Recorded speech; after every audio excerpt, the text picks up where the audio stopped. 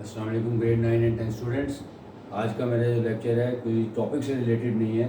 आज मैं आप सबको तो ये बताऊंगा कि क्योंकि अब 9th और 10th के एग्ज़ाम्स होने वाले हैं, तो आज आपको मैं तरीका बताऊंगा कि किस तरह से हम फिज़िक्स में और मैथमेटिक्स में 100% मार्क्स ले सकते हैं या मैक्सिमम मार्क्स लेने की पूरी भरपूर कोशिश कर सकते हैं। आपको पता है कि बोर्ड का पैटर्न अगर आपको पता होगा, वैसे तो नॉर्मली सबको पता होता है पास पेपर देखने के बाद, लेकिन बोर्ड का पैटर्न बताने के बावजूद देर आर सम टिप्स जो which can help you to attempt 100% paper and get maximum marks. यानी अगर जो आपको मैं टिप्स बताने जा रहा हूँ या जो टेक्निक्स बताने जा रहा हूँ, इससे आप अपनी मेहनत के साथ स्मार्ट वर्क करके भी 100% मार्क्स गेन कर सकते हैं, दोनों में, फिज़िक्स में भी और मैथमेटिक्स में भी। सबसे पहले आपको पेपर का पैटर्न समझाता हूँ। ग्रेड 10 और ग्रेड 9 मैथ का पैटर्न जैसे है वो सेम ही है 9th और 10th का। सिमिलरली जो फिज़िक्स का पैटर्न है वो भी 9th और 10th के लिए सेम है। अब सिर्फ आपको ये बताना है कि कौन कौन से चैप्टर से क्या क्या चीज़ें आती हैं और कैसे पेपर बनने का अमकान होता है, और उसके मुताबिक आप किस तरह से स्मार्ट वर्क के ज़रिए 100% मार्क्स हासिल कर सकते हैं। सबसे पहले ग्रेड 10 और 9th का मैथ का जो पैटर्न है वो आपको बता रहा हूँ। क्वेश्चन नंबर 1 है MCQs, यानी 15 MCQs हैं दोनों में, 9 के पेपर में भी और 10 के पेपर में। जो फर्स्ट क्वेश्चन होता है वो 15 MCQs का होता है। अब मैथमेटिक्स के MCQs का भी सबसे आसान तरीका यह है कि जो बुक की रिव्यू एक्सरसाइज में MCQs दिए होते हैं, मोस्टली ऐसा ही होता है कि if there are 15 MCQs in the paper, तो उसमें से 12 या 13 MCQs वो बुक से ही आते हैं जो कि MCQs की फॉर्म में होते हैं। बाकी जो 2 MCQs होंगे या 2 या कभी 3, इससे ज़्यादा नहीं होते। तो वो आपको अगर अच्छी तरीके से डेफिनेशंस आती हैं और आपके कॉन्सेप्ट्स अच्छे हैं, आपको सिंबल्स का पता है, तो वो फिर उनमें से 1 या 2 MCQs आ जाते हैं। इसका एक तरीका ये भी है कि जो बुक में जो लास्ट वाले चैप्टर्स हैं 10th के पेपर में 7 से ऑनवर्ड और 9th के पेपर में चैप्टर नंबर 9 से ऑनवर्ड, वहाँ पे जहाँ पे MCQs नहीं है, तो वहाँ पे ट्रू एंड फॉल्स और फिल इन द ब्लैंक्स वगैरह दी होती हैं, लेकिन अगेन वो बहुत ज़्यादा होती हैं। आपको मशवरा ये दे रहा हूँ कि आपने जो रिव्यू एक्सरसाइज के MCQs हैं वो सारे आपने अच्छे तरीके से याद करने हैं और समझ के करने हैं। उसके अलावा जो आपने डेफिनेशंस अच्छी तरीके से याद करनी है। अगर आपके डेफिनेशंस स्ट्रॉन्ग हैं, आपको उसका कॉन्सेप्ट क्लियर है, तो जो रिमेनिंग 1 या 2 MCQs होते हैं वो उसी में से बन के आते हैं, तो आपको कोई मसला नहीं होगा। यानी आपको ये मशवरा दे रहा हूँ कि MCQs में से भी आपने कोई भी नंबर यूज़ नहीं करना चाहते, तो उसका तरीकाकार ये है कि रिव्यू एक्सरसाइज में जो MCQs हैं वो आप अच्छे तरीके से समझ के करें। कुछ तो उसमें से याद करने वाले हैं जो डेफिनेशन से रिलेटेड हैं, कुछ सॉल्व करने वाले होते हैं। जो सॉल्व करने वाले हैं उसकी अंडरस्टैंडिंग आपकी होनी चाहिए, आते बुक से ही हैं, ऐसा नहीं होता कि कहीं बुक से बाहर से आ जाएँ। तो वो जो समझ के करने वाले हैं वो भी आप ध्यान से करें। उसके बाद जो 1 या 2 MCQs होंगे, अगर आपकी डेफिनेशंस अच्छी हैं और आपके कॉन्सेप्ट स्ट्रॉन्ग हैं, तो वो MCQs भी आपके पूरे हो जाएंगे। यानी आप MCQs में से कोई भी नंबर यूज़ नहीं करेंगे इंशाल्लाह। नेक्स्ट क्वेश्चन नंबर 2, 3 एंड 4, ये आपको पता है शॉर्ट क्वेश्चन ही होते हैं, और शॉर्ट क्वेश्चन आपने पूरी बुक से करने होते हैं। आजकल तो ALP वाले सिलेबस हैं, स्मार्ट सिलेबस के मुताबिक है, और जो पेपर है वो स्मार्ट सिलेबस ही आना है। तो आप जितने भी शॉर्ट क्वेश्चन ALP के रिलेटेड हैं वो आप सारे करके जाएँ। इसलिए आपका क्वेश्चन नंबर 2, 3 एंड 4 इसमें भी इंशाल्लाह कोई इशू नहीं होगा। वो आपको पता है कि जैसे मैंने पेपर्स भी बताए हैं, अगर आप मेरे वीडियो लेक्चर्स देखेंगे तो उसमें मैंने तकरीबन हर चैप्टर के शॉर्ट क्वेश्चन और लॉन्ग क्वेश्चन सब कुछ करवाया हुआ है। लेकिन पेपर से पहले अगर आपको कोई चीज़ ना समझ आए, तो आप उस टॉपिक की, उस एक्सरसाइज की क्वेश्चन नंबर यानी ईच एंड एवरी क्वेश्चन आपको वीडियो लेक्चर्स में मिल जाएगा, आप वहाँ से देख सकते हैं। अब आते हैं असल चीज़ पे, जो है लॉन्ग क्वेश्चन। अब लॉन्ग क्वेश्चन जो है आपको पता है मैथमेटिक्स में there are 4 long questions, out of which you have to attempt only 2, जबकि जो क्वेश्चन नंबर 9 होता है वो कंपलसरी क्वेश्चन है जिसका ताल्लुक थ्योरम से होता है। अब थ्योरम जो है बुक में, जो चैप्टर नंबर 9 और 12, 10th की बुक में चैप्टर नंबर 9 और चैप्टर नंबर 12 के थ्योरम्स आते हैं। यानी इसका भी आपको एक तरीका बता रहा हूँ कि आप वैसे तो थ्योरम्स आपको सारे आने चाहिए, लेकिन जब आप पेपर की तैयारी करें तो किसी एक के ऊपर ज़्यादा फोकस करें। मिसाल के तौर पे चैप्टर 9 के जो भी थ्योरम्स हैं वो सारे आपको बहुत अच्छे तरीके से आने चाहिए। 12 के भी आपको आने चाहिए, क्योंकि एक खौफ होता है स्टूडेंट के जहन में कि ये ना हो कि जी दोनों 9 से आ जाएँ या दोनों 12 से आ जाएँ, लेकिन ऐसा नॉर्मली होता नहीं है। आज तक जितने भी पेपर्स बन के आए हैं 10th के या 9th के, उसमें थ्योरम जो है वो चैप्टर नंबर 9 और 12 दोनों में से एक एक आता है और उसमें चॉइस होती है। लेकिन क्योंकि अगेन स्मार्ट सिलेबस की वजह से सिर्फ चैप्टर नंबर 9 में भी 2 थ्योरम रह गए हैं और 12 में भी 2 थ्योरम रह गए हैं। आप चैप्टर नंबर 9 के थ्योरम को ज़्यादा फोकस करें, उनको ज़्यादा अच्छे तरीके से करें, क्योंकि अगर आएगा तो 9 और 12 दोनों में से एक ही आएगा। लेकिन सेफ्टी के लिए आप चैप्टर नंबर 12 के थ्योरम्स को देख के जाएँ कि इन केस अगर खुदा न खास्ता ऐसा ना हो जाए कि दोनों 12 से आ जाएँ, जो कि नहीं मुमकिन नहीं होता, नॉर्मली मुमकिन ऐसा नहीं है। एक 9 से होगा और एक 12 से होगा, तो किसी एक के दोनों थ्योरम अच्छे तरीके से याद कर लें ताकि आपका 100% पेपर यहाँ से भी अटैम्प्ट हो जाएगा। अब आते हैं लॉन्ग क्वेश्चंस की तरफ 10th के लिए। अब लॉन्ग क्वेश्चंस है जो नॉर्मल ट्रेंड है, जो नॉर्मल पेपर्स का ट्रेंड है, उसमें क्या है, चैप्टर नंबर 1 और चैप्टर नंबर 2, यानी ए पार्ट ए से चैप्टर 1 से और बी पार्ट चैप्टर नंबर 2 से। इसका मतलब है चैप्टर नंबर 1 जो है हमारा क्वाड्रेटिक इक्वेशन का है और थ्योरी ऑफ क्वाड्रेटिक इक्वेशन है चैप्टर नंबर 2। अगर ये इन दोनों से मिल के एक पार्ट इसमें से आएगा, एक पार्ट इसमें से आएगा, तो आपका एक लॉन्ग क्वेश्चन तैयार हो जाएगा। दूसरा क्वेश्चन नंबर 6 जो होगा वो चैप्टर नंबर 3 और चैप्टर नंबर 4, यानी वेरिएशंस वाले चैप्टर से ए पार्ट और बी पार्ट जो होगा वो आपका पार्शियल फ्रैक्शन से आएगा। इसका मतलब है 3 और 4 अगर आपने दोनों तैयार किए होंगे तो एक आपका क्वेश्चन यहाँ से अटैम्प्ट हो जाएगा। फिर क्वेश्चन नंबर 7 है चैप्टर नंबर 5 सेट्स और क्वेश्चन नंबर 6 बेसिक स्टैटिस्टिक्स। एक क्वेश्चन आपका यहाँ से आएगा ए बी के साथ। फिर जो क्वेश्चन नंबर 8 है वो chapter number 7 introduction to trigonometry और चैप्टर नंबर 13 ज्योमेट्रिकल कंस्ट्रक्शन वाला, एक पेयर इसमें से बन के आएगा। अब ये 4 पेयर्स हैं, लेकिन आपने सिर्फ 2 ही अटैम्प्ट करने हैं। इसका मतलब है आपको ये आपने तो 100% मार्क्स लेने हैं और आप चाहते हैं कि 75 में से 75 आए। एक तो ये तरीका है कि आप ये सारे चैप्टर्स अच्छे तरीके से तैयार कर लें, आप सेफ हो जाएंगे। लेकिन उसमें क्या होगा, आप बहुत सारा टाइम वेस्ट कर देंगे, क्योंकि मैथमेटिक्स है, जब तक आपके चीज़ें हाथ से नहीं की गई होंगी, प्रैक्टिस आपकी नहीं होगी, तो पेपर में सवाल अगर आ भी जाएगा तो फिर जब आप अटैम्प्ट करने लगेंगे तो आपका हाथ नहीं चल पाएंगे। इसलिए मैथ्स के लिए ख़ास तौर पे आपको हर चीज़ की प्रैक्टिस में होना ज़रूरी है। तो आप स्मार्ट वर्क करें इसमें से। अब स्मार्ट वर्क करने का क्या तरीका है, 1 2 तैयार करें, 3 4 तैयार करें, 5 6 तैयार करें। अब इन 3 चैप्टर्स को आपने तैयार किया, लेकिन करने आपने इनमें से सिर्फ एनी 2 हैं। इसका मतलब है आपने अपने आप को सेव करने के लिए 1 2 3 4 और 5 6 3 कम्बिनेशन आपने तैयार करने हैं, जिनमें से पेपर में आपने कोई से 2 अटैम्प्ट करने हैं। इसका मतलब है जो थ्योरम है आपका, यहाँ पे से 9 और 12 में से कोई से एक अच्छे तरीके से तैयार करने हैं और दूसरे को आपने चॉइस पे रखना है। जब आपने 9 के दोनों थ्योरम अच्छे तरीके से तैयार किए होंगे तो आपको थ्योरम यहाँ से मिल जाएगा। अब आ गई चॉइस लॉन्ग क्वेश्चन में।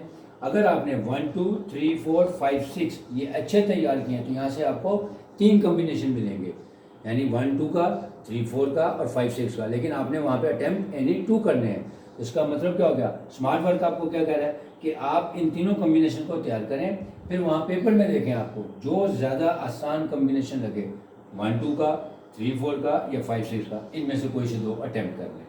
लेकिन अगर आप मुझसे मशवरा मांगेंगे तो सबसे आसान कम्बिनेशन या सबसे बेहतर कम्बिनेशन होता है 10th के पेपर्स के लिए 3 4 और 5 6 का। क्यों, उसकी 2 वजूहत हैं। 3 और 4 जो चैप्टर नंबर 3 है हमारा वेरिएशंस का और डायरेक्ट और इन्वर्स रिलेशन का, इसमें से लॉन्ग क्वेश्चन डेफिनेटली आएगा। और इसकी भी वैसे तो पूरा चैप्टर ही आपने करना है, लेकिन जो नॉर्मल ट्रेंड है, इंपॉर्टेंट क्वेश्चन जहाँ से आता है या जहाँ से नॉर्मली लॉन्ग क्वेश्चन आता है वो एक्सरसाइज 3.3, 3.4, 3.6 या 3.1 से भी कुछ चांस होता है, यानी स्पेसिफिक एरियाज है। इसी तरह चैप्टर नंबर 4 में भी आप देखेंगे पार्शियल फ्रैक्शन में आपको चैप्टर नंबर 4 में से एक्सरसाइज 4.2 और 4.3 से या 4.1 से ही नॉर्मली लॉन्ग क्वेश्चन आ जाता है। 4.4 आपको आनी जरूर चाहिए, लेकिन नॉर्मल ट्रेंड यही बताता है कि जी आप अगर एक्सरसाइज 4.2 और 4.3 से 90% चांस होता है, या फिर 4.1 से भी जो आखिरी लॉन्ग क्वेश्चन उनमें से आ सकता है। इसका मतलब हो गया 3 और 4 में आपको काम कम करना पड़ेगा। वेयर एज चैप्टर नंबर 1 जो है उसमें से 4 एक्सरसाइज हैं, चारों में से कहीं से भी लॉन्ग क्वेश्चन आ जाता है। सिमिलरली चैप्टर नंबर 2 जो है इसमें भी 2.8 एक्सरसाइज हैं। अब इसमें भी यही है कि जो लॉन्ग क्वेश्चन आने का चांस है वो एक्सरसाइज 2.1 से लेके 2.7 तक या बल्कि 2.8 तक भी आ सकता है। इसका मतलब है इसके लॉन्ग क्वेश्चन तैयार करने के लिए आपको कंप्लीट चैप्टर तैयार करना पड़ेगा, each and every question which is included in the smart syllabus या ALP के मुताबिक। तो इसका मतलब है 1 और 2, यानी मैं कह रहा कि आप 1 और 2 का कम्बिनेशन, जिन बच्चों को 1 और 2 चैप्टर अच्छे आते हैं वो सेफ हैं। आराम से सिंथेटिक डिवीजन से समटाइम्स आ जाता है, बाज़ का 2.3 से आ जाता है 2. लेकिन लॉन्ग क्वेश्चन की वैरायटी चैप्टर नंबर 2 में ज़्यादा है, लिहाजा जब आप 1 और 2 का कम्बिनेशन सेलेक्ट करेंगे तो आपको तमाम एक्सरसाइज अच्छे तरीके से आएंगी, तो अब आप 1 और 2 का वहाँ पे कम्बिनेशन अवेल कर सकते हैं. लेकिन 3 और 4 में मैंने कहा है क्योंकि 3 में भी स्पेसिफिक एरियाज़ हैं जहाँ से नॉर्मली लॉन्ग क्वेश्चन आता है, वो 3.3 है, 3.4 है, 3.6. नॉर्मल ट्रेंड यही है. अगर इसके अलावा कहीं से आता है तो वो वैसी एक्सरसाइज आसान होती हैं. और चैप्टर नंबर 4 में एक्सरसाइज 4.2 और 4.3 से नॉर्मली 90% चांस ये होता है कि इन दोनों में से लॉन्ग क्वेश्चन आ जाएगा. तो इसका मतलब है कि 3 और 4 का कम्बिनेशन आपके लिए ज़्यादा बेहतर है. आपने चैप्टर पूरा ही करना है 4.1, 2, 3 और 4. लेकिन ये बता रहा हूँ कि लॉन्ग क्वेश्चन के लिए जो नॉर्मल ट्रेंड है 90% चांसेस जो हैं वो एक्सरसाइज 4.2 और 4.3 से आने का होता है. इसी तरह चैप्टर 3 में एक्सरसाइज 3.3, 3.4 एंड 3.6 से आने का होता है. ये लॉन्ग क्वेश्चन के लिए बहुत इंपॉर्टेंट एक्सरसाइज हैं. इसके अलावा जो एक्सरसाइज हैं वो वैसे ही नॉर्मली इतनी आसान है कि अगर आ जाए तो वो आपके लिए वैसे ही हलवा साबित हो जाएगा. फिर question number 7 again chapter number 5 और चैप्टर नंबर 6. ये भी जो बहुत आसान चैप्टर हैं क्योंकि चैप्टर नंबर 5 है सेट ऑपरेशंस. अब आपको उसमें पता है कि सेट ऑपरेशन में डिमॉर्गन्स लॉ है, आइडेंटिटीज़ हैं, और अभी इस दफ़ा उन्होंने इसमें वैन डायग्राम का कॉन्सेप्ट भी डाल दिया हुआ है. लेकिन अब आपको उसमें बताता हूँ कि नॉर्मली जो चैप्टर नंबर 5 से लॉन्ग क्वेश्चन आता है वो कहाँ से आता है, या तो डिमॉर्गन्स लॉ आएगा प्रूव करने के लिए, या फिर कोई आइडेंटिटी यानी लेफ्ट हैंड साइड और राइट हैंड साइड दी होगी, उन दोनों को इक्वल प्रूव करना है. उसके लिए आपको बेसिक ऑपरेशंस आने चाहिए, यानी इंटरसेक्शन, यूनियन, कॉम्प्लीमेंट और डिफरेंस लेने का. उसी के मुताबिक 5.2 और 5.3 में से आइडेंटिटीज़ दी हुई है और डिमॉर्गन्स लॉ भी उसी में दिया हुआ है. तो नॉर्मली उनमें से कोई सी एक आइडेंटिटी या डिमॉर्गन्स लॉ आता है.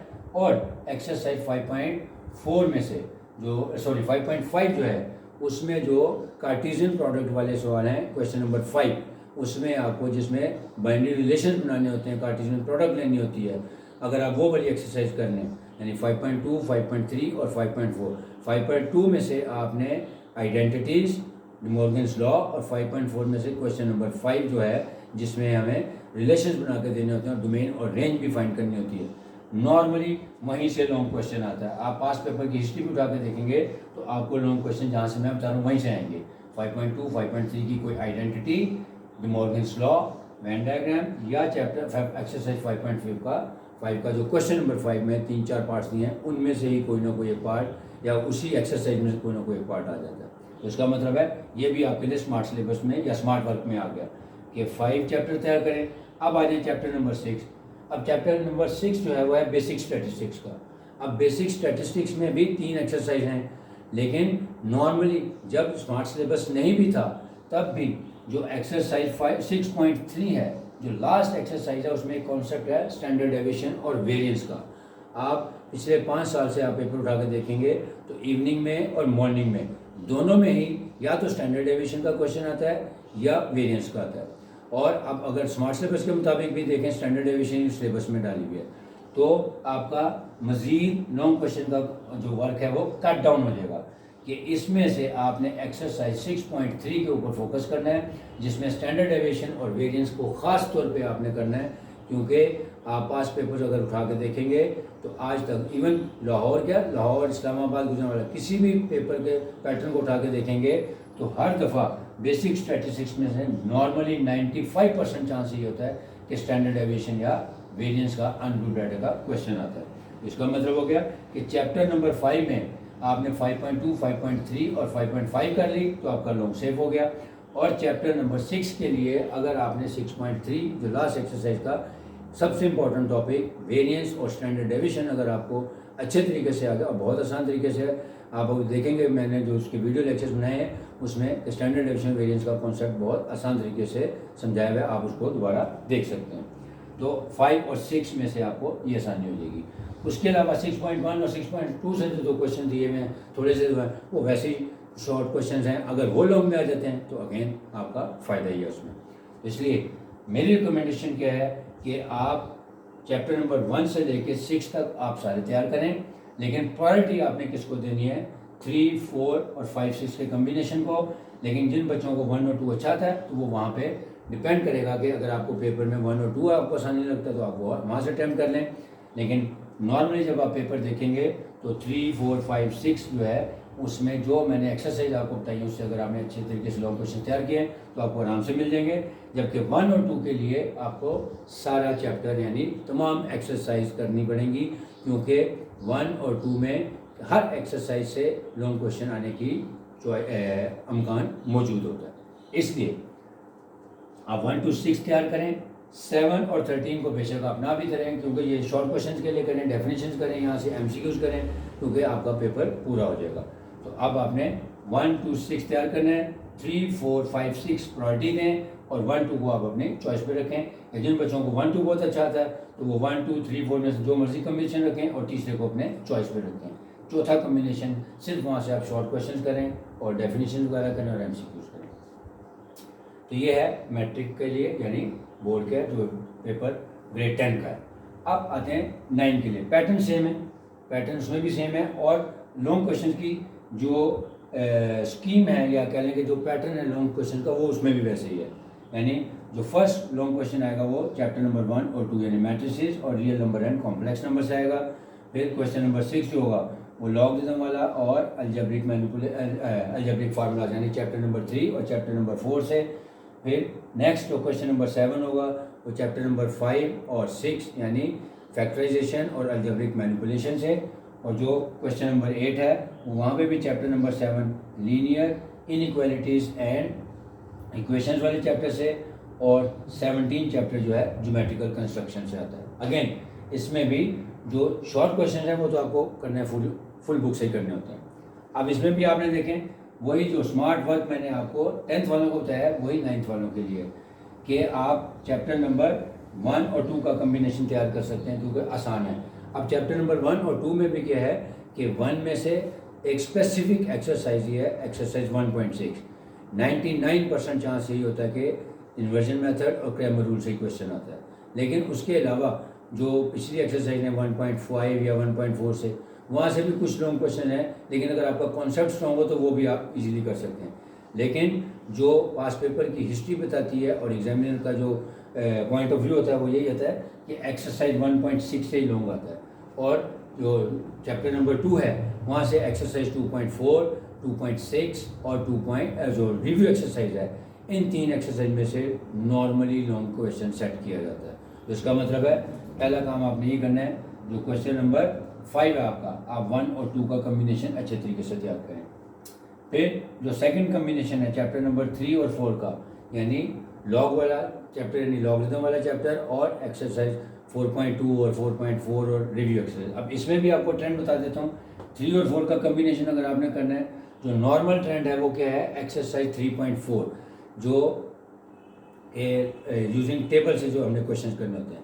अगर आप पास पेपर की हिस्ट्री आकर देखेंगे तो 3.4 से कंफर्म क्वेश्चन आता है, जिस तरह से 1.6 से कंफर्म क्वेश्चन आता है इसी तरह 3.4 से भी आता है। अगर 3.4 के अलावा भी कहीं से आ जाएगा तो आपको पता है 3.1, 2, 3 तो वैसे बहुत आसान एक्सरसाइज हैं और वो सारे शॉर्ट क्वेश्चन हैं। तो शॉर्ट क्वेश्चन लॉन्ग क्वेश्चन में नॉर्मली नहीं आता। तो इस चैप्टर के लिए भी लॉगरिथम वाले चैप्टर के लिए भी एक्सरसाइज 3.4 आपको अच्छे तरीके से आनी चाहिए। तो आपको क्वेश्चन नंबर 6 का ए पार्ट एक्सरसाइज 3.4 से मिल जाएगा। अब जो चैप्टर नंबर 4 है अलजेब्रिक फार्मूलाज वाला उसमें नॉर्मली एक्सरसाइज 4.2, 4.4 और 4 रिव्यू एक्सरसाइज है, इन दिनों में से क्वेश्चंस लॉन्ग सेट किया जाता है। एक्सरसाइज 4.2, एक्सरसाइज 4.4 और exercise review exercise normally question यहाँ से सेट किया जाता है। लेकिन 4.1 भी आसान है। 4.1 में जो उनसे नॉर्मली जो क्वेश्चन आते हैं वहाँ से शॉर्ट क्वेश्चन आते हैं। लेकिन अगर आपको 4.1 अच्छी आती है तो अगर वहाँ से भी लॉन्ग क्वेश्चन आ जाए तो it doesn't make any difference. लेकिन आपको नॉर्मल ट्रेंड बता रहा हूँ कि चैप्टर नंबर 4 में से 4.2, 4.4 और रिव्यू एक्सरसाइज से क्वेश्चन आने का 99% चांस होता है। इसका मतलब है इसके लिए आप 1 और 2 और 3 और 4 का कम्बिनेशन तैयार करें। उसके बाद अब इसमें भी आपने एक एक्स्ट्रा क्वेश्चन तैयार करना है। वो आपके पास 2 ऑप्शन हैं, चैप्टर 5 एंड 6 और फिर 7 और 17। 7 बहुत आसान है, लेकिन 17 क्योंकि ज्योमेट्रिकल कंस्ट्रक्शन है। अगेन ज्योमेट्रिकल कंस्ट्रक्शन के लिए वहाँ पे आपको टाइम भी चाहिए, कंपास भी चाहिए, इंस्ट्रूमेंट्स भी चाहिए। तो ये मैं ये रिकमेंड करूँगा कि अगर ये आपने किया हुआ भी है तो बोर्ड में एग्जाम में इसको अटैम्प्ट ना करें, क्योंकि it will take more time than other questions. तो 7 और 17 को आप लॉन्ग के लिए खैर बात कहते हैं, और 5 और 6 को आप तैयार करें चॉइस के थ्रू। अब अगेन 5 में जो ट्रेंड है वो वहाँ से कहाँ से आएगा लॉन्ग क्वेश्चन? 5 में से जो लॉन्ग क्वेश्चन आने का इम्कान होता है मोर और लेस 90% यही चांस होता है कि 5.2 में जो क्वेश्चन दिए हुए क्वेश्चन नंबर 4 से ऑनवर्ड नॉर्मली वहाँ से लॉन्ग क्वेश्चन आ जाता है चैप्टर नंबर 5 से। 5.2 से क्वेश्चन नंबर 4 से ऑनवर्ड 4, 5, 6 जितने भी क्वेश्चन हैं सबसे लॉन्ग क्वेश्चन आने का चांस होता है। फिर 5.3 की वर्ड प्रॉब्लम्स दी हुई हैं। जो वर्ड प्रॉब्लम्स हैं यानी क्वेश्चन नंबर 3 से शायद स्टार्ट होती हैं, क्वेश्चन नंबर 3, 4, 5, 6 ये वो क्वेश्चन हैं जिनमें से normally examiner long question set करता है, और फिर एक्सरसाइज 5.4 है वहाँ से भी लॉन्ग क्वेश्चन आने का पूरा चांस होता है।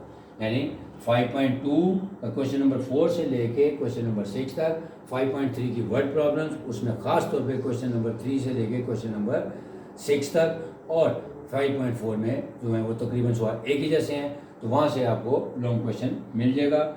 और चैप्टर नंबर 6 में से आपको 6.1 की जो क्वेश्चन नंबर 2 है HCF वाला वहाँ से नॉर्मल आता है, लेकिन क्योंकि अब स्मार्ट सिलेबस में शायद वो शामिल नहीं है, तो नॉर्मल यही होगा कि 6.3 के जो square root by division method के क्वेश्चन होते हैं आप वो तैयार करें, या जो वर्ड प्रॉब्लम्स हैं 6.1 की जिसमें क्वेश्चन नंबर 6 से लेकर क्वेश्चन नंबर 8 तक वो बहुत इंपॉर्टेंट है, ज़्यादातर वहीं से आता है। यानी एक्सरसाइज 6.1 से जो वर्ड प्रॉब्लम्स हैं क्वेश्चन नंबर 6 से, क्वेश्चन नंबर 6 सबसे ज़्यादा इंपॉर्टेंट है, 6, 7, 8, 9 यहाँ से नॉर्मल लॉन्ग क्वेश्चन स्टार्ट होता है, या 6.2 में से जो आपका नेक्स्ट पेज पे क्वेश्चन नंबर 4, 5, 6, 7, 8 है, या 5, 6, 7, 8 है वहाँ से नॉर्मली क्वेश्चन सेट किया जाता है। यानी 6.1 का क्वेश्चन नंबर 6 से लेकर 9 तक, और क्वेश्चन नंबर एक्सरसाइज 6.2 के जो लास्ट क्वेश्चन हैं सिंप्लीफिकेशन वाले, लेकिन 90% चांसेस ये होते हैं कि 6.3 से square root by division method आता है, तो उसमें आप जो क्वेश्चन नंबर 2, 3 और 4 कर लें वहाँ से इंशाल्लाह आपको लॉन्ग क्वेश्चन आ जाएगा, लेकिन आप इसको चॉइस पे रखें। लेकिन अब बात होता है कि पेपर जब आपके सामने आता है तो आपको 5 और 6 ज़्यादा आसान लग रहा होता है, क्योंकि 5.3 और जो मैं बता रहा हूँ 6.3 जो है जिसमें square root by division method है, जब वो क्वेश्चन आते हैं तो वो बहुत ही आसान क्वेश्चन होते हैं, तो फिर बच्चों के मुंह में डिसाइड करना मुश्किल हो जाता है। तो तब आप 1, 2, 3, 4, 5, 6 में से कोई से भी 2 कम्बिनेशन जो उस वक्त आपको ज़्यादा अच्छे तरीके से माइंड में आए वो आप अटैम्प्ट करें। अब आते हैं थ्योरम की तरफ, यानी इसके अंदर भी स्मार्ट वर्क में आपको बता दिया 1, 2, 3, 4, 5, 6 जैसे 10th वालों को बताया है, 10th वालों को भी यही कहा कि 1 से लेकर 6 तक आप लॉन्ग क्वेश्चन तैयार करें, प्रायोरिटी आप दें 3, 4, 5, 6 को, और 1, 2 को चॉइस पे रखें। लेकिन आप डिपेंड करेगा, अगर आपको 1, 2 ज़्यादा अच्छा आता है तो फिर आप 1, 2, 3, 4, 5, 6 इनमें से कोई सा भी 2 कम्बिनेशन वहाँ पे अटैम्प्ट कर सकते हैं। 9th वालों के लिए भी 1, 2, 3, 4, 5, 6 कम्बिनेशन 3 आप तैयार करें। नॉर्मली यहाँ पे क्या होगा कि आपको पहले 2 कम्बिनेशन आसान लगते हैं, 1, 2 का और 3, 4 का। 5 और 6 में बहुत सारे बच्चे जो हैं वो क्योंकि थोड़े लेंथी क्वेश्चन होते हैं, थोड़े कॉन्सेप्चुअल ज़्यादा होते हैं, तो उनके लिए बेहतर है कि वो 1, 2, 3, 4 वाला कम्बिनेशन यूज़ करें, यानी फर्स्ट 2 कम्बिनेशन यूज़ करें और तीसरे को चॉइस पे रखें। लेकिन जो बच्चे जिनका मैथ अच्छा है या जिनको 6 के 6 चैप्टर्स अच्छे आते हैं तो उन पर डिपेंड करेगा कि 1, 2, 3, 4, 5, 6 में से कोई से 3 कम्बिनेशन पेपर में उस वक्त की सिचुएशन के मुताबिक जो मर्जी अटैम्प्ट कर लें। इसमें भी 7 और 13 को आपने लोगों के लिए तैयार ना भी करेंगे आपका काम हो जाएगा, 100% पेपर तैयार हो जाएगा स्मार्ट वर्क के ज़रिए। सिमिलरली इसमें भी होगा। और थ्योरम जहाँ तक ताल्लुक है, जो नॉर्मल पेपर होता है उसमें चैप्टर नंबर 12 और चैप्टर नंबर 16 से थ्योरम्स आते हैं, तो इसका भी ये तरीका है कि दोनों में चॉइस होती है। तो मैं ये रिकमेंड करता हूँ आपको कि चैप्टर नंबर 12 के थ्योरम 5 हैं, लेकिन कंपैरेटिवली आसान है 16 से, तो आप 12 के सारे तैयार करके जाया करें और 16 को आप चॉइस पे रखें, तो आपको यहाँ से एक थ्योरम मिल जाता है। लेकिन अब स्मार्ट सिलेबस वालों के लिए तो बहुत ही आसान हो गया कि चैप्टर नंबर 12 के ही दोनों थ्योरम हैं, थ्योरम नंबर शायद 1 है और 4 है, आप दोनों तैयार करके जाएँ तो उनमें से जो सा भी आ जाएगा वो आपको आराम से अटैम्प्ट हो जाएगा।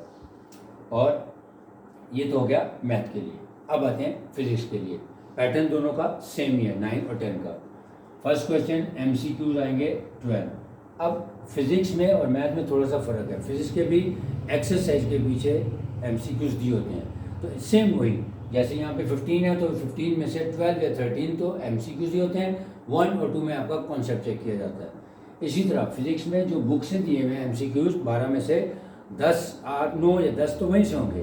अब 3 कैसे चेक किए जाते हैं, वो जो फैक्ट फाइल में दिए होते हैं, साइड पे आपको दिया होता है, कोई फैक्ट फाइल लिखी होती है कहीं पे, कोई चीज़ डू यू नो दैट दिया होता है, उसमें से चंद एक, यानी अमकान यही होता है कि 10 तो हैं आपकी बुक वाले होंगे, 1 या 2 का चांस होता है कि वो आपको फैक्ट फाइल से दे देगा, या अगेन आपके जो न्यूमेरिकल्स की स्किल्स होती हैं उसमें से आपको कोई SI यूनिट वगैरह भी पूछ सकता है। तो MCQs यहाँ पे भी आपके सेफ ही हैं अगर आपने बुक वाले कर लिए हैं।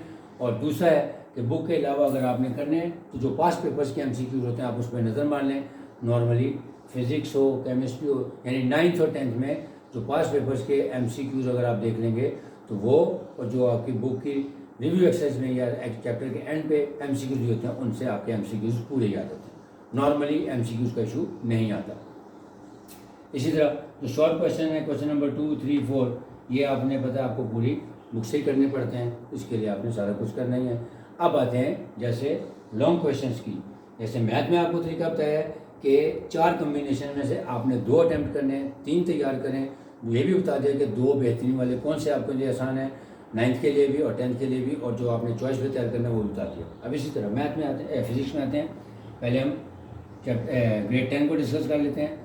जो फर्स्ट, इसको आपको पता है 3 लॉन्ग क्वेश्चन है, उसमें से 2 आपने करने हैं। अब बुक में चैप्टर है 9, जो एग्जामिनर है वो नॉर्मल ट्रेंड क्या करता है, उस बुक को 3 इक्वल पार्ट्स में डिवाइड कर देता है, यानी 3 चैप्टर्स ईच पार्ट। इसका मतलब है जो फर्स्ट लॉन्ग क्वेश्चन आएगा वो चैप्टर नंबर 10, चैप्टर नंबर 11 और चैप्टर नंबर 12, इन तीनों में से मिक्सिंग करने के बाद आएगा। मसलन चैप्टर नंबर 10 है आपका simple harmonic motion and waves, chapter number 11 है आपका साउंड, और चैप्टर नंबर 12 है आपका ज्योमेट्रिकल ऑप्टिक्स। अब होता क्या है कि हर दफ़ा बच्चे जो चीखें मारते हैं कि जी कम्बिनेशन चेंज हो गया, स्कीम चेंज हो गई, ऐसा नहीं होता। अगर आपने इसको 3 पार्ट्स में इक्वली डिवाइड करने के बाद तैयारी की है तो फिर ये हो सकता है कि 1 के साथ, यानी 10 के साथ 11 आ जाए, 11 के साथ 12 आ जाए, या 12 के साथ 10 आ जाए। अगर आपने, जो नॉर्मली बच्चों को कहा जाता है कि जी आप 10 कर लें और 12 कर लें, या 11 कर लें 12 कर लें, ऐसा नहीं होता। इसमें आपने तीनों को फोकस पे रखना है कि अब होगा क्या, एग्जामिनर के पास पूरा चांस होता है कि वो 10 से सपोज सिंपल हार्मोनिक मोशन वाले चैप्टर में से थ्योरेटिकल क्वेश्चन सेलेक्ट कर लेता है। अब उसके पास चॉइस है, न्यूमेरिकल वो चैप्टर 11 में साउंड से भी दे सकता है और ज्योमेट्रिकल ऑप्टिक्स से भी दे सकता है। तो अगर आपने इन तीनों को कम्बिनेशन में रखा और फिर तैयारी की तो फिर आपका सवाल कभी भी नहीं होगा कि जी स्कीम चेंज हो गई या समझ नहीं आया। तो आप 10, 11, 12 इन तीनों को इकट्ठा लेकर चलें। यानी अब यहाँ पे आप ये अपना आइडिया लगा सकते हैं। नॉर्मली क्या होता है कि जब चैप्टर नंबर 10 से क्वेश्चन देता है तो वो थ्योरेटिकल क्वेश्चन दे देगा, तो फिर आपको 11 और 12 से आपको न्यूमेरिकल्स मिलेंगे, यानी ज्योमेट्रिकल ऑप्टिक्स से न्यूमेरिकल लगा देगा या फिर आपका साउंड वाले चैप्टर से न्यूमेरिकल लगा देगा। सिमिलरली अगर वो 11 और 12 को चूज़ करता है तो फिर उसके पास अगेन अपनी मर्जी है।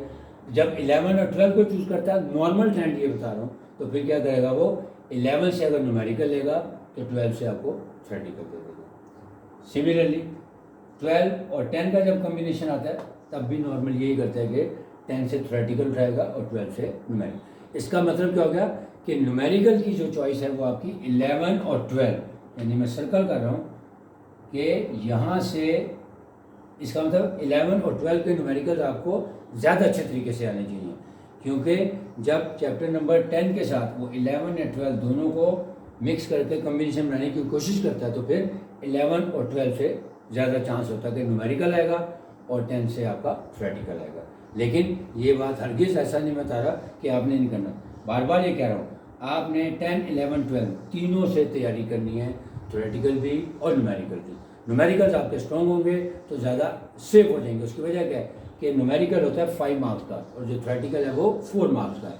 इसका मतलब आपके न्यूमेरिकल स्ट्रॉन्ग होंगे तो फिर आप खुद देख लेंगे कि आपको लिए कौन सा कम्बिनेशन ईजी होगा। तो आप 10, 11, 12 तीनों का प्रॉपर कम्बिनेशन तैयार करके जाएंगे तो आपको कोई परेशानी नहीं होगी। पहला क्वेश्चन आपका सेफ हो गया। अब आते हैं क्वेश्चन नंबर 6, यानी जो सेकंड क्वेश्चन लॉन्ग होगा वो आ रहा है चैप्टर नंबर 13, 14 और चैप्टर नंबर 15 से। अब अगेन इसमें भी वही आपने गेम रखनी है कि 13 नॉर्मली अगर आप पास पेपर देखें 13 और 14 से सवाल आ जाता है, उधर से तो कभी थ्योरेटिकल आ जाता है या डेरिवेशन आ जाती है, उधर से न्यूमेरिकल आ जाता है। लेकिन अगर आप 15 को इग्नोर करेंगे तब फिर आपको मुश्किलात का सामना कर पड़ सकता है। लिहाजा इसमें भी आपने 13, 14 और 15, अब इसमें क्या है, नॉर्मल ट्रेंड क्या है, क्योंकि चैप्टर नंबर 13 में कैपेसिटर वाले चैप्टर में भी न्यूमेरिकल्स हैं, और चैप्टर नंबर 14 जो है करंट इलेक्ट्रिसिटी, इसमें भी न्यूमेरिकल्स हैं, और ये तकरीबन जो है वो थ्योरेटिकल पोर्शन है ट्रांसफार्मर वाला चैप्टर। लेकिन इसमें जो न्यूमेरिकल्स हैं वो बहुत ही इनिशियल लेवल के 2 या 3 न्यूमेरिकल्स हैं जो नॉर्मली एग्जामिनर वहाँ से नहीं देता। तो न्यूमेरिकल्स के लिए जो सेकंड आपका कम्बिनेशन है वो 13 और 14 है। 15 को आप थ्योरेटिकल पॉइंट ऑफ व्यू से याद करें ताकि अगर वहाँ से क्वेश्चन आ जाए तो आपको परेशानी नहीं होगी।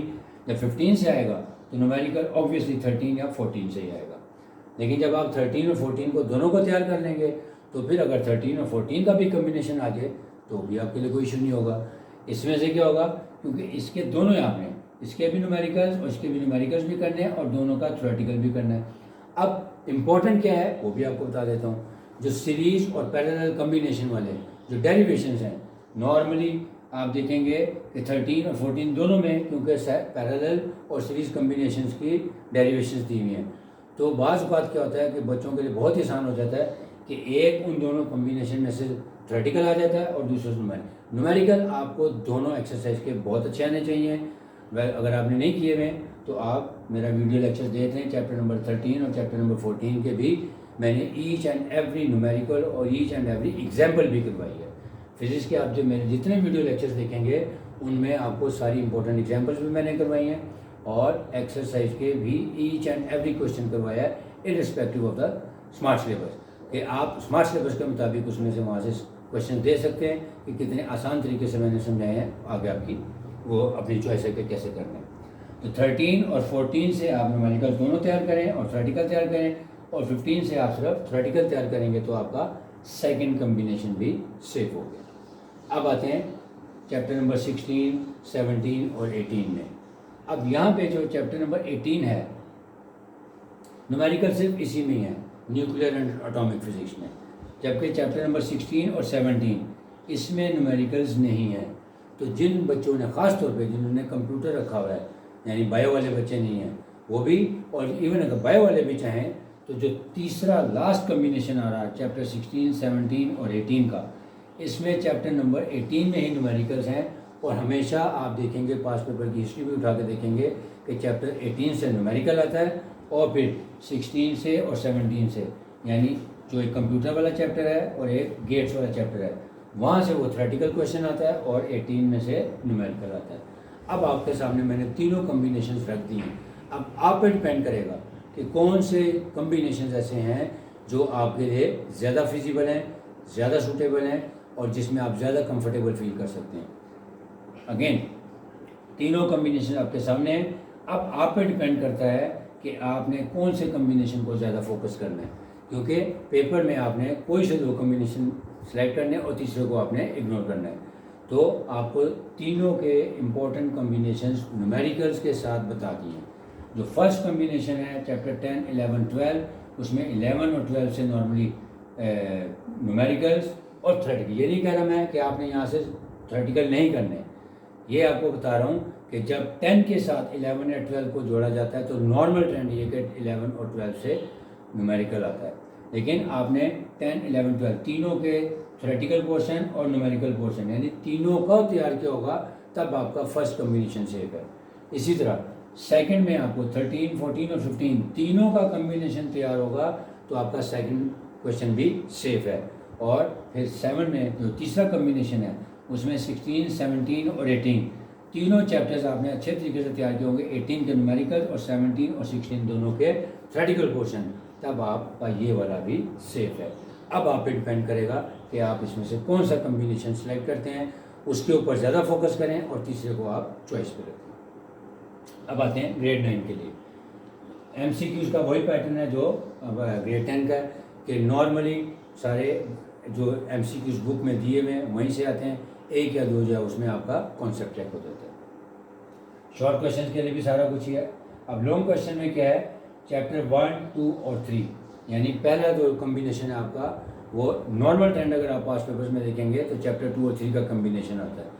लेकिन अगेन आपको ये कहूँगा कि खाली 2 और 3 पे ना फोकस करें, आप 1 को भी तैयार करें। 1 से नॉर्मली थ्योरेटिकल आ जाएगा। अब वो तो अगर आप पिछले 4-5 सालों में देखेंगे तो ऐसा नहीं हो रहा, लेकिन आपने फिर भी 1, 2, 3, अब 2 और 3 जो है वो ज़्यादा स्ट्रॉन्ग है, यानी 2 से नॉर्मली जो होता है वो इक्वेशन ऑफ मोशन आ जाती है। जब इक्वेशन ऑफ मोशन आ जाएगी तो फिर आपको 3 से वो थ्योरेटिकल क्वेश्चन या न्यूमेरिकल भी दे देते हैं। अब 2 और 3 में अगर एक में से न्यूमेरिकल और एक में से डेरिवेशन आ जाए तो फिर तो ये बिल्कुल, जिन लोगों का मैथ अच्छा है तो उनके लिए सोने पे सुहागा है कि 9 के 9 नंबर आपको इजीली प्लेट में रख के दे देंगे। लेकिन अगर आपने 1, 2, 3 यानी तीनों का अच्छे तरीके से तैयारी की हुई है तो यहाँ से जो नॉर्मल ट्रेंड है, यहाँ से डेरिवेशन आती है और यहाँ से कोई न्यूमेरिकल आ जाता है, या अगर यहाँ से डेरिवेशन या थ्योरेटिकल पोर्शन आ गया तो चैप्टर नंबर 2 से फिर न्यूमेरिकल भी आ सकता है। और न्यूमेरिकल में एग्जांपल्स भी मैंने करवाई हैं। अगर आप देखेंगे जब एक्सरसाइज से क्वेश्चन यानी चैप्टर 2 से क्वेश्चन आता है तो उसमें से अक्सर ये होता है कि बुक की एग्जाम्पल ही दे दी जाती है। इसलिए आप बुक की एग्जाम्पल जरूर करें और मेरे वीडियो लेक्चर देखें जिसमें मैंने बुक की सारी एग्जाम्पल्स भी करवाई हुई हैं और सारे न्यूमेरिकल्स भी करवाए। और जो चैप्टर नंबर 1 है वो आपने इसके साथ अटैच करके रखना है ताकि उसमें से भी अगर कोई थ्योरेटिकल क्वेश्चन आ जाए तो आपको कोई इशू ना हो। तो फर्स्ट कॉम्बिनेशन आपका आ गया चैप्टर 1, 2 एंड 3। यहाँ से थ्योरेटिकल पोर्शन तैयार करें, यहाँ से दोनों थ्योरेटिकल, न्यूमेरिकल और डेरिवेशन, उनमें से कोई ना कोई कॉम्बिनेशन बन के आ जाएगा। सेकंड, जो क्वेश्चन नंबर 6 है वो आएगा 4, 5 और 6। इसमें से भी मैंने 4 और 6 को हाईलाइट किया है, 5 को मैंने ओपन रखा है। इसकी भी वजह क्या है कि नॉर्मली जो नॉर्मल ट्रेंड है, एग्जामिनर जो है वो क्वेश्चन नंबर चैप्टर नंबर 4 और 6 से कॉम्बिनेशन सेलेक्ट करता है लॉन्ग क्वेश्चन के लिए। अब इसमें चैप्टर नंबर 4 में डेरिवेशन भी है और उसके बाद डेरिवेशन इसमें 2 ही हैं, एक वो रिजल्टेंट फोर्स वाली और परपेंडिकुलर कंपोनेंट्स वाली। इसी तरह चैप्टर नंबर 6 में काफ़ी ऑप्शंस हैं, वर्क एंड एनर्जी है, वर्क की डेरिवेशन भी आ जाती है, उसके बाद पावर का फर्क, यानी डेरिवेशंस और न्यूमेरिकल्स के लिए चैप्टर नंबर 4 एंड 6 और 5 से जो नॉर्मल ट्रेंड है पिछले 4-5 सालों से, तो उसमें चैप्टर नंबर 5 से लॉन्ग क्वेश्चन नहीं आ रहा। लेकिन मैं आपको फिर यही कहूँगा कि आपने कम्बिनेशन जो बनाना है, जैसे ऊपर बता रहा हूँ 2 और 3 से नॉर्मल क्वेश्चन आ रहा है, लेकिन आपने 1 को साथ अटैच करके रखना है। इसी तरह 4 और 6 के ऊपर ज़्यादा फोकस करना है, उसके न्यूमेरिकल्स, उसकी डेरिवेशंस और उसका थ्योरेटिकल पोर्शन करना है, लेकिन 5 को भी आपने साथ इन टच रखना है। 5 के लिए आपको जो मैस ऑफ द अर्थ है उसकी डेरिवेशन, ऑर्बिटल स्पीड है उसकी डेरिवेशन और न्यूमेरिकल्स, तो आपने ये भी आपको आने चाहिए कि इन केस अगर एग्जामिनर यहाँ से सैंडविच बना के 5 से उठा ले तो आपको कोई परेशानी ना हो। लेकिन जो रिकमेंडेड है पहले कॉम्बिनेशन में चैप्टर नंबर 2 एंड 3, उसकी डेरिवेशंस, उसके न्यूमेरिकल्स और उसका थ्योरेटिकल पोर्शन। इसी तरह जो सेकंड कॉम्बिनेशन में चैप्टर नंबर 4 और 6, लेकिन 5 को आपने स्टॉप गैप में रखना है, यानी उसके साथ अटैच करके रखना है। उसकी इतनी आपने स्टडी ज़रूर करनी है कि इन केस अगर यहाँ से सवाल आ जाए तो वो आप उसके साथ अटैम्प्ट कर सकें। इसी तरह जो आपका तीसरा कॉम्बिनेशन आ गया उसमें है properties of matter, thermal expansion और थर्मल प्रॉपर्टीज़ ऑफ मैटर और ट्रांसफर ऑफ हीट। अब इसमें से भी ऐसे ही है कि आपने 7, 8, 9, तो नॉर्मली जो न्यूमेरिकल और थ्योरेटिकल क्वेश्चन आते हैं वो 7 और 8 से आते हैं, और ये थ्योरेटिकल के लिए है। यानी जो चैप्टर नंबर 9 है वहाँ से न्यूमेरिकल नॉर्मली नहीं आता, क्योंकि इसमें भी न्यूमेरिकल जो है वो 1 या 2 ही दिए हुए हैं। तो ये जो 9 के लिए मैंने स्कीम बताई है, या जो तरीका कर बताया है, जो मैक्सिमम मार्क्स लेने का तरीका बता रहा हूँ, उसमें आपके पास एक ये तरीका है कि आप जैसे मैंने इसको हाईलाइट किया, आप सारे इस तरह कॉम्बिनेशन तैयार कर लें। लेकिन बेहतर हमेशा यही होता है कि क्योंकि स्मार्ट वर्क करने से आपको फ़ायदा हो जाता है, आप इनमें से तीनों में से कोई से 2 कॉम्बिनेशन सेलेक्ट करें। मिसाल के तौर पे 1, 2, 3, 4, 5, 6, वहाँ से आप लोग ज़्यादा अच्छे तरीके से तैयार करें, और इसको आप इतना ज़रूर कर लें कि अगर यहाँ पे आपको कोई इशू आए तो आप इसको अटैम्प्ट कर सकें, यानी इसको चॉइस पे रखें। लेकिन अगेन ये स्टूडेंट पे डिपेंड करेगा कि हो सकता है कुछ बच्चों को चैप्टर नंबर 7 और 8 के न्यूमेरिकल और थ्योरेटिकल क्वेश्चन ज़्यादा अच्छे आते हों या ज़्यादा उनकी ग्रिप होगी, तो वो यहाँ से कोई मर्जी कॉम्बिनेशन इस्तेमाल करें। लेकिन कोशिश ये करें कि जो 9th के लिए देखें, 10th के लिए भी मैंने 3 डिफरेंट पार्ट्स में बुक को डिवाइड करके आपको तरीका बताया है, 9th में भी बताया है, और ये भी बता दिया है कि कहाँ कहाँ से किस किस चीज़ का अमकान है और 90% कहाँ से पेपर के बनने का चांस होता है। लेकिन आपने जो से भी 2 कॉम्बिनेशन यूज़ करने हैं, आप तीनों भी यूज़ कर सकते हैं, लेकिन अगर आप स्मार्ट वर्क करना चाहते हैं तो जो भी 2 कॉम्बिनेशन सेलेक्ट करेंगे इसमें से कंप्लीट करें। यानी 10th के लिए अगर 10, 11, 12 और फिर 13, 14, 15 या 10, 11, 12, 16, 17, 18 या 13, 14, 15, 16, 17, 18 लॉन्ग के लिए। शॉर्ट के लिए आपको कंप्लीट बुक करनी है, MCQs के लिए भी फुल बुक करनी है, बाकी सब के लिए फुल बुक करनी है। तो उम्मीद है कि आपको जो मैंने, क्योंकि आपका मेरा ख्याल 2-3 दिन बाद मैथ का पेपर है और शायद उसके 2-3 दिन बाद फिजिक्स का पेपर है, आप इसको ज़रूर फोकस करें, इसके ऊपर देखें और पास पेपर्स को भी साथ कंपेयर करके देखें कि जो बातें मैंने बताई हैं वो उसमें से आपको खुद भी आइडिया हो जाएगा कि कितनी सदाकत है और कितने % चांसेस हैं।